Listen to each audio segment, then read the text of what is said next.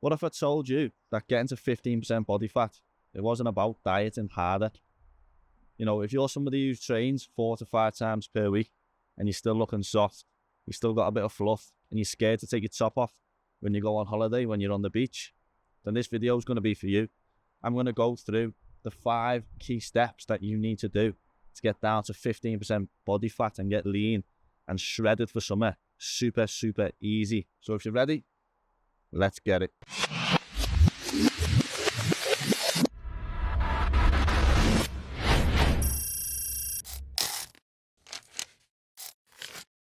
I'm going to give you tip 1 while I'm scooping my pre-workout. Today we've got a little fizzy cherry from Perform. Okay, tip number 1 is that you're probably not in a calorie deficit. And I know you've heard about calorie deficits over and over and over. But the truth is, I didn't used to track my calories, and then I used to wonder why I was still fat. And when I say fat, I mean I had that extra fluff on me. You see, it's physically not possible to get lean without having a calorie deficit. And you have to track your macros for that. And where most people go wrong is they either eat too little and they crash out and they can't train effectively, and they can't get their mind into a place where they can stick to a diet. Or you're not actually in a calorie deficit and you're massively overeating without realizing it. You know, I used to eyeball everything. A little bit of peanut butter here, a little bit of oil there. And the truth is, when you're eyeballing stuff, you're going way over, way over, more than you think. You have to track your calories. I only started seeing real progress when I said to myself, I'm going to lock in. I'm going to track my calories for 1 month. And I fucking tracked my calories every single day in a 300 calorie deficit. And that was the only time that I actually saw progress. The scale was going down. My stomach was getting leaner. And I could actually see some veins popping out on my hips. You know, you don't have to starve yourself. You don't have to get miserable. Just a small calorie deficit will see you make progress week on week. And the scale will finally start to move down. Right, well, Nick's just arrived. So we're going to go crush a workout right now. And when I'm there, I'll give you tip number 2.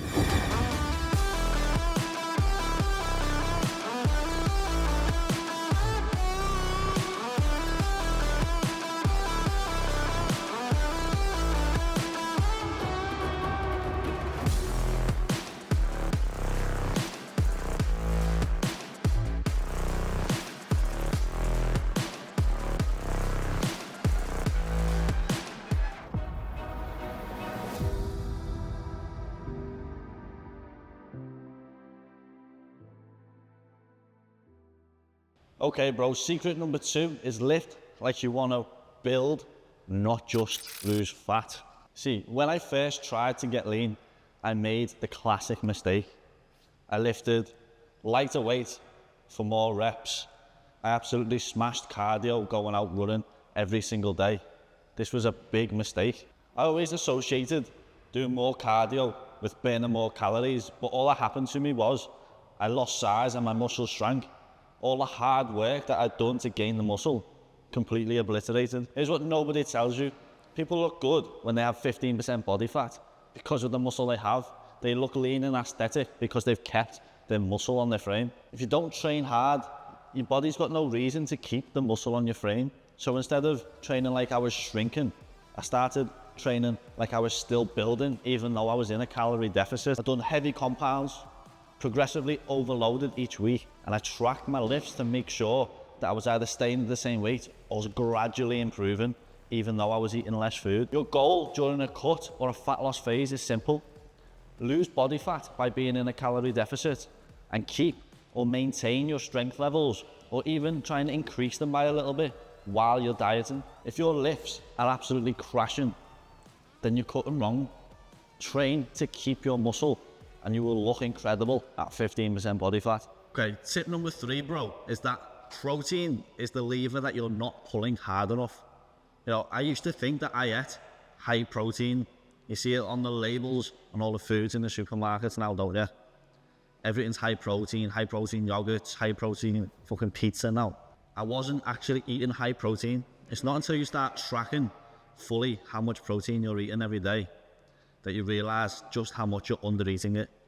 And the thing with protein is it's the most satiating macronutrient.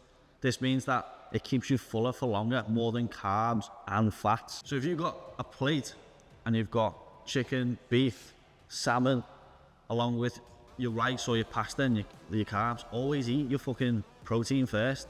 It's going to keep you fuller for longer. It's going to get you fuller for longer, which means you're not going to eat as much food and you're going to eat less calories. When I started tracking my protein, I aimed for 1 gram of protein per pound of body weight. And this is when I seen massive results. I stopped binging late at night.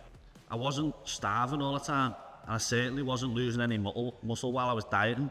And your body actually burns more calories when you digest protein. When you eat protein and it goes through your system, it actually takes an extra 20% more calories to burn through that protein than any other macronutrient. So not only are you eating less and retaining your muscle from giving your body the building blocks that it needs, but you're actually burning more calories just digesting protein. If you're the type of person that's constantly thinking about food, you are probably drastically under-eating protein. When was the last time you ate a full chicken or a full beef joint? You know, when you have your Sunday roast dinner, or you go out to the Toby Carvery, for example, when you eat that meat, just think of the feeling now, how full you feel. You feel like you can't eat another bite. That's where you need to get to with each meal that you're eating. Eat your protein first. This is the one rule that most people skip, and it's the one that changes the results the most drastically, in my opinion. Rule number 4 is stop killing yourself with stupid cardio. Walking and getting your steps in is far more important than trying to burn calories in a HIIT class. I used to think that I needed to join classes and do massive HIIT workouts, spend an hour on the Stairmaster going as fast and as hard as I can, going on the bikes, doing a cycle as fast as I can, jumping on the treadmill and sprinting to burn as much calories as possible. To me, if I wasn't dying doing the exercise, then it didn't count, and that's where I was wrong. The thing that happened to me was I got more tired, and because I was more tired and more exhausted, I didn't want to go and do the cardio anymore, so I wasn't burning any calories anyway. And because I was more exhausted, I was more hungry, and I just wanted to eat more and more. Sorry, some nosy ass ugly bitch was fucking looking through the window. So I just decided to change one thing. I just told myself, hit 10k steps every single day and let's see what happens. I still done a little bit of cardio, but I went out and done that. Nowhere near as intense as I did before, so I could recover, and just made sure I hit 10k steps every single day. Walking and getting your 10k steps in every day burns calories without affecting your recovery. Doesn't spike your hunger levels and your ghrelin receptor levels in the same way, and it's sustainable. You can do that every single day with ease. Fat loss should feel like you've got it under control, and not that you're exhausted all the time. It shouldn't feel chaotic. Okay, time for rule number 5, and this may be the most important one, and the one that hurts the most. And that's just stop giving up before you see it working. So many people go on a fat loss journey, they start cutting, and the lifts start coming down, and they don't see the progress they want because they want it instant. They want that belly fat to instantly disappear tomorrow. Well, guess what?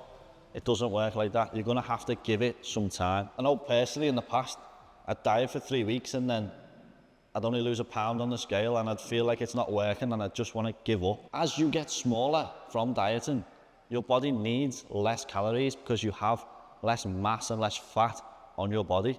So progress is gonna slow down.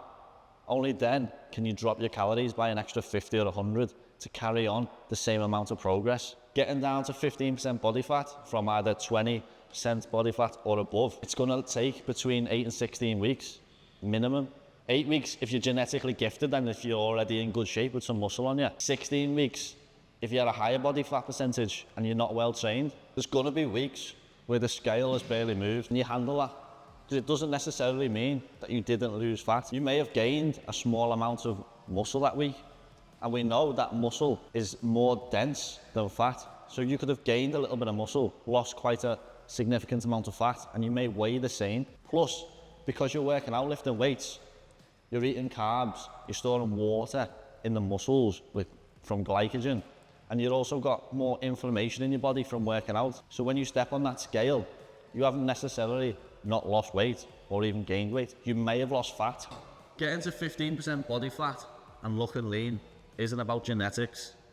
It's about having the right structure, the right training and diet in place for you to succeed. Follow these 5 rules and you won't just lose fat.